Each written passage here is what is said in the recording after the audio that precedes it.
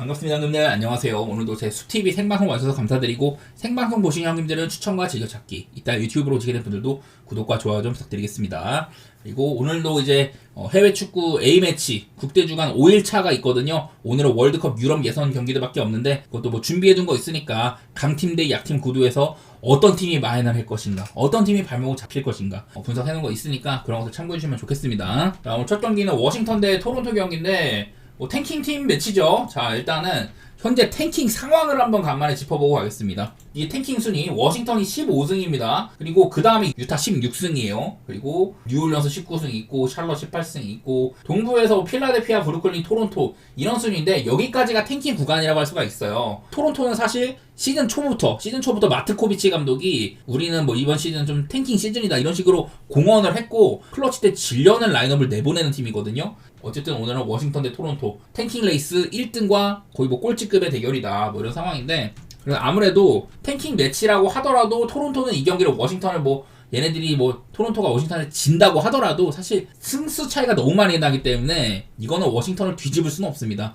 그리고 워싱턴도 사실 탱킹 레이스 1등이었다가 유타한테 지금 그 1승 차이로 쫓기고 있거든요. 워싱턴도 이제는 슬슬 질려는 움직임을 더 가져가야 됩니다. 얘네들이 16연패를 박다가 그걸 이제 끝내고 나서 다시 이제 또 꽤나 좋은 구간이 있었었죠. 제가 이제 얘네들이 연패 탈출 이후에는 꽤나 빡세다 이랬는데 시즌 내에 15승밖에 없는데 그 10경기 동안 6승을 했던 구간이 있었다. 그런 것들을 하다 보니까 워싱턴이 지금 탱킹 레이스 꼴찌 자리가 좀 위협을 받고 있거든요. 그러고 나서 최근에는 4연패 포틀, 유타, 올랜도, 뉴욕 유타한테 진 게 결정적이죠. 서로 간에 지금 탱킹 레이스 1, 2등이다 보니까 그래서 유타한테 진 게 결정적이었었고 최근에 또 4연패로 못하고 있긴 하다. 근데 뭐 여기 보이는 것처럼 경기력 자체가 왼쪽에 있는 거 상으로 빨간색이 상당히 많죠. 워싱턴은 꽤나 좋아졌었다. 그리고 토론토 역시 얘네들도 탱킹이 좀 애매해진 이유가 한창 이제 많이 잘 지고 있다가 7경기 구간 동안 6승 1패를 한 적이 있어요. 그 기간에 올랜도, 유타, 워싱턴, 필라델피아, 유타 쉬운 팀들 만나가지고 이 중에 워싱턴한테 한번 지기도 했는데 어쨌든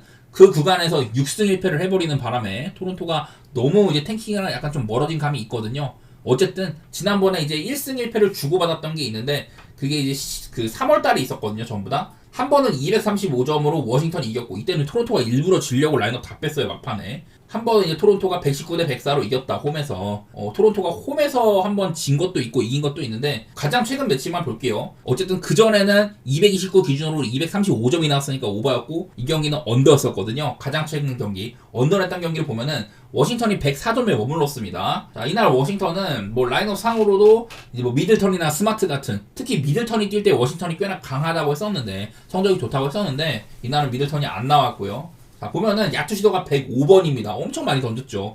그리고 얘네들도 토론토도 109번이나 던졌어요. 딱히 뭐 연장을 가거나 한 것도 아닌데 주고받은 것 자체는 엄청 많았다 이거야. 야투 감들이 너무 안 좋은 거죠. 리그에서도 못하는 팀들 간의 대결인데 워싱턴이 뭐 36.2%, 3점 말할 것도 없고 토론토도 39.4% 둘 다 야투가 40%가 그냥 안 되는 날이었었거든요. 많이 던졌는데 너무 안 돌아갔다. 그리고 여기에는 토론토가 오펜 리바를 28개를 잡았어요. 28개. 저는 매번 워싱턴은 인사이드에 약점이 있는 팀이다. 상대한테 오펜 리바를 많이 잡히는 날에는 공격 시도도 많이 줄어들고 토론토는 지금도 리그에서 오펜 리바 최근에도 숫자 자체가 엄청 많습니다. G리그급 애들을 많이 쓰면서 되게 에너제틱한 플레이들을 한다. 그래갖고 오펜이 강점인데 저는 지난번에 맞대결도 둘 다 너무 야투가 안 들어갔던 거. 그 와중에 토론토가 좀 28번이나 오펜 리바를 잡아가지고 거기서 더 많은 공격 기회를 가져갔던 것들 이런 것들이 차이를 가지고 왔다고 생각을 하는데 그거를 감안을 해도 워싱턴도 105번이면 충분히 많이 던진 거예요. 지난번에 야투가 너무 썩었었지만은 그래도 전 이거보단 더 날 가능성이 있다고 보여요. 저는 그리고 이기는 쪽도 토론토라고 생각을 하는데 그냥 글쎄 토론토가 한창 괜찮다가 G리그 애들을 써가면서도 좋은 구간이 있었는데 제가 막 AJ 로슨이라든지 이런 애들 칭찬도 조금 했었었죠. 맥렬이 하는 건 좋아 보인다. 캐슬턴, 올랜도 로빈슨 이런 애들 괜찮아 보이는데 너무 이제 좀 야투가 안 좋았었거든요. 최근에는. 지금 오늘까지 내가 또 토론토한테 당하면 3번 당하는 건데 상대가 워싱턴이면은 저는 그래도 토론토를 보는 게 맞다고 봐요. 만약에 좀 경기가 타이트하게 간다. 그러면 토론토가 또 한번 4쿼터 때 질려는 라인업을 쓸 수도 있거든요. 그거는 좀 조심해야 돼요. 토론토가 워싱턴의 인사이드 공략하면서 일찌감치 좀 벌리기를 바라봐야 될 것 같습니다. 그 다음에 올랜도 대 레이커스 경기 한번 볼게요. 솔직히 말해서 이게 레이커스가 잘할 때면 모르겠는데 이제 르브론까지 돌아와가지고 하치무라도 곧 돌아올 겁니다. 본인의 무릎 상태가 7, 80% 정도 된다. 좀 있으면 풀 레이커스급이 돼요. 다들 아시겠지만 레이커스가 풀 레이커스일 때는 정말 강력했었죠. 엄청 좋은 구간으로 서부에서도 막 2등까지도 올라가고 그랬는데 지금은 르브론이 없는 기간 동안 약간은 많이 져가지고 4위에 처져 있는데 어쨌든 레이커스 풀 레이커스 때는 되게 강했어요. 근데 이제 직전 경기 때 르브론이 복귀한 경기에서는 시카고한테 3점을 오지게 쳐맞아가지고 115대 146으로 대패를 했는데 홈에서도 이제 레이커스는 이제 원정 주간이 시작이 됩니다. 이번 주에 아마 원정에서 3-4경기 있을 건데요. 뭐 레이커스가 일단은 원정으로 가는 것도 좀 아쉽고 올랜도도 홈빨은 있다. 이런 게 있어서 레이커스가 그 전에 홈에서 마지막 출정식이라고 해야 될까요? 그때 좋은 모습을 보였으면 모르겠는데 나는 좀 이거 불투명해 보이긴 해. 왜냐면 올랜도도 특히나 요즘 들어서 좀 띄엄띄엄이긴 하지만은 원정에서 7경기 하는 동안 4승 3패로 원정인데도 꽤나 분전을 했었고 특히나 요즘에 벤케로나 바그너가 참 무섭죠. 벤케로가 너무 잘해주고 있는 그런 시점이라 이거는 사실 승패는 좀 저는 어렵다는 생각이 있습니다. 원래부터 올랜도 홈이 어렵기도 하고 홈빨도 많이 받는 팀이고 레이커스는 이제 원정 대비 홈이 너무 좋은 팀이죠. 홈에서는 28승 9패인데 원정 15승 18패 뭐 이래가지고 저는 레이커스가 원정이라면은 조금 애매한 것 같아요. 솔직히 말해서 아직까지도 돈치치가 레이커스에서 풀핏인 거는 저는 아니라고 생각하거든요. 리브스가 참 잘해주고 그런 게 있었는데 뭐 르브론이 있을 때는 되게 뭐 수비가 좋아지고 그런 게 있었습니다만은 직전 경기 뭐 시카고한테 쳐맞는 거 보니까 사실 좀 애매해 보이긴 하더라고요. 그리고 요즘에 올랜도도 원정에서 좋은 경기라고 보여주는 내내 이제 극 언더 게임 휴스턴이랑 했던 84대 97 그런 거 하나가 있었고 나머지 경기들은 꽤나 점수가 좀 난 편이에요. 215는 올랜도도 충분히 다 이제 오바를 넘겨주고 그랬단 말이야. 저는 요즘에 올랜도도 공격력이 이제 벤케로 바그너가 살아나면서 조금 올라왔다고 생각을 합니다. 요즘에 좀 3점을 많이 던지는 것도 있고 개인적으로는 이게 레이커스가 한창 르브론 위시로 수비가 잘 돌아갈 때 그때는 언더볼만 했거든요. 지금은 아닌 것 같아. 아직까지 르브론도 풀핏이 아닌 것 같고 저는 이 경기는 그냥 오바 정도만 살짝 보고 싶은 경기인 것 같아요. 그 외에는 별로 볼 게 없다. 이런 느낌입니다. 다음 인디애나 대 미네소타 경기 있는데요. 얘네들도 얼마 전에 붙었었죠. 붙은 지 얼마 안 됐어. 자, 3월 18일날 경기니까 뭐 한 일주일쯤 전이죠. 미네소타가 이쯤에 좀 안 좋았었어요. 연장을 갔는데 그 전에도 좀 서로 간에 좀 리드를 주고받고 그러긴 했는데요. 자, 이날 인디애나 야투시도가 97회입니다. 뭐 오펜 리반 14개라고 해요. 그리고 미네소타는 야투시도가 97회인데 인사이드 공략을 되게 잘했어요. 인디애나의 인사이드를 파가지고 자유투 같은 거 36개 얻어내고 충분히 좋은 경기를 했는데 미네소타가 3점이 31%고 인디애나는 45.9%였거든요. 미네소타가 인디애나 인사이드를 지배를 했음에도 이기지 못한다는 이런 3점 차이가 좀 있었다. 그 범위는 이제 앤트맨이죠.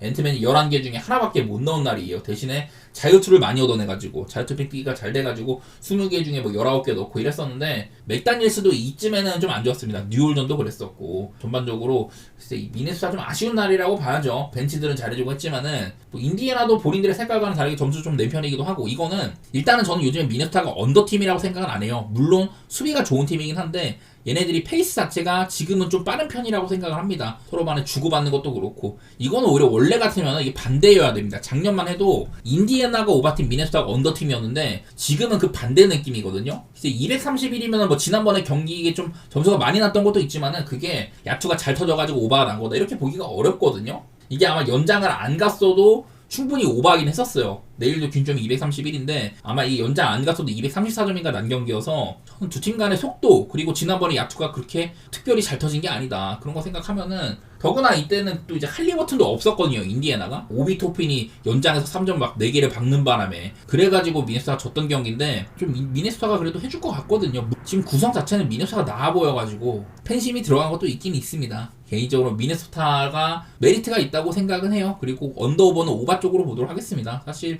글쎄 뭐 지난번 가장 최근 경기를 좀 생각을 해봐야 되고 어쨌든 미네소타가 뉴올리언스한테도 되게 안 좋았던 만큼 사실 지금 좋다고는 볼 수가 없는데 그다음에 바로 뭐 뉴올리언스 자기가 없으니까 두드러 팼던 것도 있고 미네소타를 조금 더 높이는 살게요. 하지만 이것도 인디애나가 최근에 7경기 동안 6승 1패 구간이다. 이거는 심지어 할리버튼이 없는 애도 많았을 때 그랬다. 그거는 생각하셔야 됩니다. 그거는 좀 개인적인 생각이 많이 들어가 있는 경기입니다. 자, 그리고 다음에 브루클린 대 댈러스 경기 있습니다. 자, 브루클린에서는 뭐 디안젤로 러셀, 자이레 윌리엄스 이런 애들이 캐치업이라고 하는데 이러면 좀 외곽슛 같은 가능성들이 조금 줄어들 수는 있겠죠. 저는 매번 요즘에 브루클린이 3점을 많이 던지라는 주문을 받는다. 근데 이게 똑같습니다. 또 분석이. 오펜리바를 많이 잡아. 오펜리바 상당히 좋죠. 디에런 샤프 같은 애들. 근데 상대의 공격은 늦추면서 오펜리바를 많이 잡으니까 상대의 공격은 줄어들겠죠. 본인들은 많은 시도를 하는데 브루클린은 공격력이 매우 안 좋은 팀이에요. 야투 같은 거 꼴찌입니다. 꼴찌. 오펜리바 많이 잡으면서 많이 쏘는데 근데 야투 효율이 안 좋아. 그래가지고 언더 제조기거든요. 그래서 일단 브루클린이 내일도 댈러스가 지금은 오펜 리바를 조금 회복하긴 했지만은 그래도 경기당 한 12개씩 따이고 있어요. 그만큼 오펜 리바 면에서는 아쉬운 점이 있는 팀이다. 뭐 그런 건 있는데 그래도 PJ 워싱턴 돌아오면서 좋아진 것도 있기도 하고 기본적인 전력 자체는 이거는 댈러스가 앞서 있다고는 봐야 되기는 해요. 댈러스가 지금 부상 병동이라서 그렇지 얘네들도 아무리 막 센터진들 다 박살나고 어빈까지 시즌 나오시고 이렇다고 해가지고 이 경기를 뭐 놔줄 생각은 없습니다. 댈러스는 지금 어쨌든 이번 시즌은 좀 망하긴 했지만은 탱킹하려는 생각은 없고요. 어쨌든 한 경기 한 경기 이기려고 노력은 많이 합니다. 참 댈러스는 눈물 나는 팀이라고 생각이 돼요. 이렇게나 많이 빠졌는데 선수들 열심히 뛰고 막 그러는 거 보면은 마음이 가더라고. 어빙이 부상당했을 때 마지막에 땡큐 갓 하면서 자유투를 쐈는데 그런 이런 멘탈리티랑 비슷하다고 생각이 됩니다. 댈러스가 일단은 열심히 하고 있다는 거 그거는 보이고 매번 누군가가 터져가지고 점수도 많이 나고 잘 지진 않는다 이런 것들이 있는데 사실 뭐 구간상으로는 둘 다 그냥 안 좋기는 해요. 10경기 동안 뭐 2승 8패 비슷비슷하고 뭐 그런 건 있는데 어쨌든 브루클린은 탱킹팀이고 댈러스는 그렇지 않다는 거 맞대결상으로 댈러스가 8대1로 우세했다는 거 뭐 댈러스가 이거는 저는 1.5 정도면은 그냥 봐도 괜찮다고 생각이 됩니다. 원정이지만은 댈러스도 지금 자원상으로 믿지는 못하지만은 난 댈러스가 좀 보는 게 나을 것 같긴 하네. 댈러스의 문제는 이렇게 실점이 너무나도 많다는 거긴 하거든요. 근데 이게 뭐 최근에 좀 많은 실점을 했던 팀들을 보면은 피닉스나 멤피스, 미러키 그런 애들한테 많이 당했었고 샌안토니오한테도 막 129실점, 126실점 이렇게 했었죠. 휴스턴한테도 인사이드 격파당하면서 133실점 이렇게 했는데 브루클린도 오펜이 좋은 팀이어가지고 댈러스가 고전할 만도 하거든요. 상점 면에서는. 근데 브루클린은 걔네들이랑 다르게 야투가 안 좋아도 너무 안 좋은 팀이기는 해요. 지금 또 이제 캠 토마스도 없어가지고 기대치가 적기도 하고 개인적으로는 그냥 일단 댈러스 사이드를 보고 싶은데 여기다가 언더오버는 저는 오바 생각 중이거든요. 당연하게도 언더오버는 브루클린 때문에 빡세. 얘네들이 한창 막 3점 같은 거 많이 쏘라고 주문 받아가지고 많이 쏘다가 최근에 3경기 동안 이제 96득점, 99득점, 103득점 또 이렇게 언더를 많이 쓰고 있거든요. 그러다 보니까 언더오버는 좀 빡센 부분이 있습니다. 이거는요. 이것도 제 소신이 많이 들어간 경기예요. 개인적인 관점에서는 댈러스가 브루클린보다 사정은 나아 보인다. 언더오버 색깔을 신경 쓰라면은 217이면 한번 오바를 보고 싶긴 하다. 근데 브루클린 때문에 오버하기 어려운 경기입니다. 자 다음에 뉴올리언스 대 필라델피아 경기 있는데 글쎄요 이건 일단 뉴올리언스가 백투백인데 어제 경기에 자이언이 안 나왔거든요. 일단 자이언이 안 나왔는데도 뉴올리언스가 디트로이트랑 디트로이트도 꽤 페이스는 빠른 팀이죠. 그런 팀이랑 좀 점수를 많이 냈다. 130점이나 냈다. 패배를 했지만은 어디는 뉴올리언스가 사실 저는 자이언이 없으면은 맥컬럼에 대한 이런 집중력이 많이 좀 높아질 것 같고 점수를 뽑아줄 선수가 없다 이거였어. 근데 생각보다는 뉴올리언스가 뭐 맥컬럼도 많이 쏘기도 하고 다른 애들도 잘 넣어줬었죠. 그런 날이었는데 아무래도 템포 자체는 빠르다. 자이언이 뭐 한 2-30득점 해줄 수도 있지만은 걔가 없을 때도 좀 분산해갖고 해줄 만도 하다. 호키스 같은 애들도 터져주기도 하고 뭐 그런 날이었었는데 근데 이거는 필라델피아도 지금 오히려 뉴올리언스보다 라인업이 더 안 좋죠. 저는 어제도 분석을 했던 게 둘 다 지금 백투백인데 필라델피아도 라인업 상으로 너무 지금 그냥 빅3가 다 빠져있고 내일도 맥시가 없습니다. 빅3가 다 빠져있고 여기다가 G리그 애들을 많이 넣어놨어요. 제러드 버틀러, 리키 카운실, 저스틴 에드워즈. 그래도 얘네는 뭐 G리그라고 하긴 뭐하고 그냥 뭐 필라델피아의 향후 계획이 어느 정도 있는 선수들이긴 한데 어쨌든 라인업 자체가 되게 부실하기는 해요. 필라델피아가 추마 오케케한테를 쓰고 막 이러니까 어쨌든 근데 필라델피아가 이 라인업으로 재능의 영역 때문에 재능의 한계 때문에 점수를 못 뽑는 날이 올 거다 뭐 이런 분석을 매번 하는데 근데 필라델피아가 은근히 점수를 잘 뽑아요. 오늘도 애틀랜타한테 119점이나 뽑고 이거는 뭐 애틀랜타가 되게 빠른 팀인 것도 있는데 뭐 뉴올리언스도 느린 팀이라고 생각은 안 합니다. 만약에 내일 자이언이 뛸 수 있다면은 보장된 공격 루트가 있는 셈이기도 하고 필라델피아도 오펜 리바에 되게 고전하거든요. 오펜 리바라든지 인사이드 수비가 안 된다 이런 것들이 되게 고전하는데 자이언이 뛸 수 있으면은 뉴올리언스도 충분히 많은 득점을 해줄 수 있을 거라고 생각하고 저는 매번 맥시가 이탈한 이후로 필라델피아가 이 라인업인데도 되게 템포는 빠르다. 이런 얘기들을 주구장창 들어왔었었죠. 지금 최근에 한 7경기 정도 또 보니까 필라델피아의 템포가 페이스가 한 9등 정도로 찍히거든요. 꽤나 그러니까 뭐 빨리 주고받는다는 소리야. 그냥 뭐 그거 말고는 필라델피아는 뉴올한테 인사이드 격파당해가지고 득점 기회를 많이 못 잡는 거 그런 거 말고는 어지간해서는 오바보기 좋은 경기 같아요. 필라델피아 지금 공격은 꽤 하는데 수비가 안 되고 있다. 이게 제일 커 보이고 오히려 뉴올리언스는 한창 때보다도 언더팀으로 간 느낌이 있는데 이것도 내일 뭐 자이언이 뛸지 안 뛸지 모르잖아요. 그래서 이건 뭐 아침에 조금 더 검토를 해봐야 될 것 같고 현재 마인드로는 저는 오바보기 괜찮다고 생각이 되고요. 네, 뭐 둘 다 백투백일 때 좀 안 좋고 이런 것들이 있긴 한데 사실 뭐 안 좋은 애들끼리 붙이면 큰 상관 없다고 보입니다. 요즘에는 뭐 백투백일 때 그냥 뉴올리언스가 보통은 자이언이 관리를 많이 받아가지고 어쨌든 직전 경기에 못 나온 거니까 오늘 경기가 오히려 나올 가능성은 조금 더 있다고 봐야 되거든요. 뭐 자기연이 나올지 안 나올지는 내일 좀 검토를 해봐야 되고, 필라델피아는 여기서 뭐 빠질 애들은 거의 없어 보입니다. 오히려 백투백일 때 휴스턴 상대로 137득점 했던 그런 경기도 생각이 나고, 필라 프렌이나 오바, 필라델피아가 질 때도 꽤나 비비고는 진다. 이렇게 좀 생각해 보도록 할게요. 자, 다음 덴버 대 시카고 경기인데, 이것도 요키치가 없는 경기죠. 요키치가 지금 이제 다우플로 격상이 되긴 했어. 좀 있으면 돌아온다는 소리긴 한데, 근데 이제 덴버가 요키치가 없는데도 꽤나 잘했습니다. 휴스턴을 격파를 해버렸죠. 그 전에 뭐 포틀랜드한테 처발려, 레이커스한테 처발려 뭐 이런 경기도 있었지만은 골스를 잡는다든지 휴스턴을 잡는다든지 꽤나 경쟁력을 보여줬었어요. 이제 머레이가 좀 잘한 경기도 있었었고, 아무래도 요키치가 없으면 막 보장된 건 없다고 봐야 될 것 같기는 해요. 지난번 휴스턴과의 경기에서도 인사이드에서는 덴버의 플레이 스타일가 안 되는데, 조금 더 이제 거리가 떨어진 공격들, 뭐 미드레인지라든지 그런 슛 거리가 있는 데서는 꽤나 잘 들어가고 이겼거든요. 보통보다는 좀 약투가 터졌다, 그렇게 봐야 되는 날이었었는데, 이게 시카고가 참 이상합니다 지금.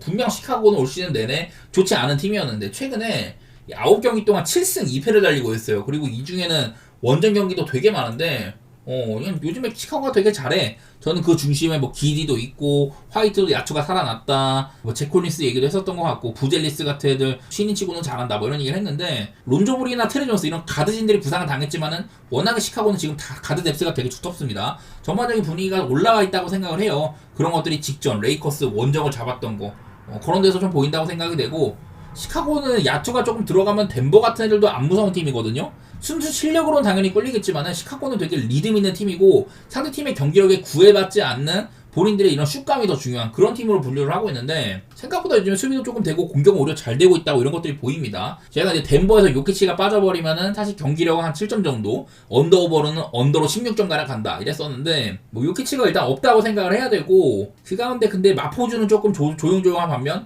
머레이가 오락가락하면서 서진다. 고드는 이제 또 다시 제자리로 돌아간 것 같고, 덴버를 보려면 이게 누군가가 좀 해줘야 된다 뭐 이런 게 있긴 있어요. 나는 그래서 이 경기도 사실 좀 보기 껄끄러운 경기 같아. 저는 어디까지나 요키치가 없는 게 많이 거슬리고요. 237.5, 사실 이거는 근데 오바를 봐야 되긴 합니다.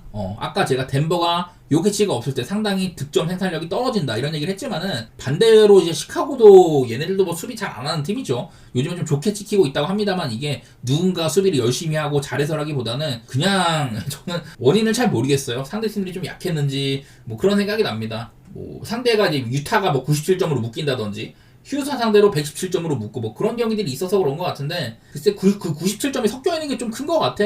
이 6경기 안에 좀 저득점 경기가 저득점 경기가 포함이 돼 있던 거, 그런 것들이 좀 껴있어 갖고 지표가 이렇게 나오는 것 같고, 시카고는 뭐 수비가 좋아졌다고 말할 것도 없어요. 그냥 수비에는 별로 신경을 안 쓰는 팀이라고 생각을 해야 됩니다. 저 그냥 그 정도 생각이고, 사실 이건 핸디는요 보기가 빡세요. 4.5를 덴버를 보기도 나는 좀 의심스럽고, 시카고의 프렘 보기에도 핸디 값이 너무 작아. 그런 마인드여서 그냥 이 경기는 저는 오바 정도? 굳이 따지면 그래도 덴버가 해볼만 하겠다 그런 생각인데, 저는 뭐 그냥 오바가 조금 더 낫지 않나. 막연하게 보겠습니다. 막연하게.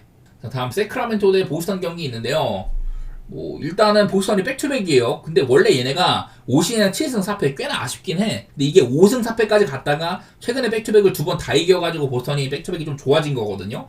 원래 작년이나 재작년에 백투백 성적이 보스턴이 전체 1위 수준이었어요. 그 정도로 좋았는데, 요즘에는 특히 올 시즌에는 백투백이 조금 아쉽다. 이게 좀 관리를 많이 해주는 것도 있죠. 지금도 아마 브라운이 직전 경기에 못 나왔었고, 테이텀이 못 나올 때도 있고, 다른 애들도 관리 매우 많이 받잖아요.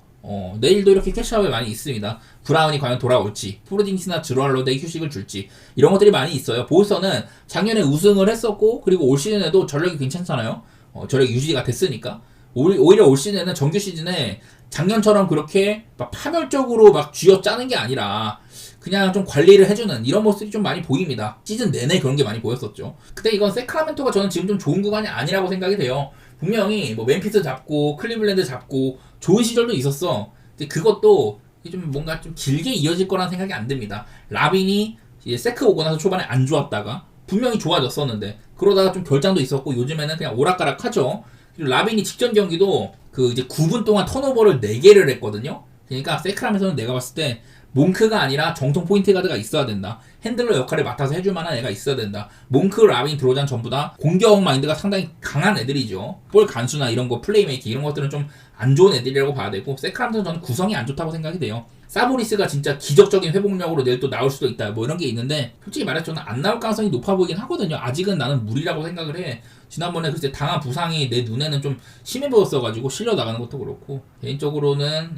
이게 나는 보스턴 핸디값이 좀 작다고 생각을 해서, 보스턴이 지금 또 이제 원정에서 많이 경기를 하고 있긴 한데, 최근에 이제 한 11경기 동안 또 10승 1패 구간입니다. 좋은 구간이에요. 어쨌든 간 이 기간 동안 뭐 브루클린한테 조금 헤매기도 하고 비벼지는 게임들 그런 게 꽤나 있긴 했습니다만은, 그래도 보스턴은 보스턴이다 이런 것들을 많이 보여줬던 것 같아가지고, 저는 보스턴이 3.5 정도면은 뭐 이건 일리가 있는 거라고 보고요. 뭐 다른 거보다 이제 세크라멘토가 이렇게 좀 수비가 안 좋은 것들, 수비 이전 카테고리에서 상당히 안 좋다는 거, 그냥 이런 거 많이 보여가지고 개인적으로는 보스턴을 조금 더 손을 들어주고 싶은 경기인 것 같습니다. 근데 언더오버가 그러니까 보니까 세크라멘토는 되게 이것도 야투 내용이 안 좋았는데 22실점은 최대한 상대를 못 던지게 한 거기는 해요. 세크도 이 점에서는 좀 강점이 있는데 너무 수비 에너지가 안 좋았다 그런 게 보이고, 보스턴은 지금 얼마 전에 뭐 포틀랜드랑도 대량 득점하고 유타한테도 3점 꼬라박고 막 이랬었는데, 그거는 뭐 상대들이 포틀이나 유타는 그래도 좀 오바팀의 성격이라고 봐야 되고요. 저는 지금 세크라멘토는 오바팀이라고 보지는 않습니다. 얘네들도 최근에 이제 본인들이 야투 시도한 것들 보면은 경기당 이제 86개밖에 안 던지거든요. 오히려 세크라멘토가 한 1월달 그때는 리그에서도 손꼽히게 많이 던졌는데, 이거 사보니스의 부상도 있기도 하고 팀 색깔이 바뀐 뒤로는 지금은 세크라멘토도 많은 시도를 하는 팀은 아니다. 상대도 못 던지게 하는 편에 있고, 상대를 지금 83.5에 골스 다음으로 적게 통제를 하고 있는 팀이어가지고, 저는 그런 면에서도 그냥 언더 보는 게 낫다고 생각이 됩니다. 저는 보스턴 사이드나 언더 이렇게 보도록 할게요. 보스턴이 조금 안 터졌으면 좋겠네. 내일 좀 결장도 있고 하니까.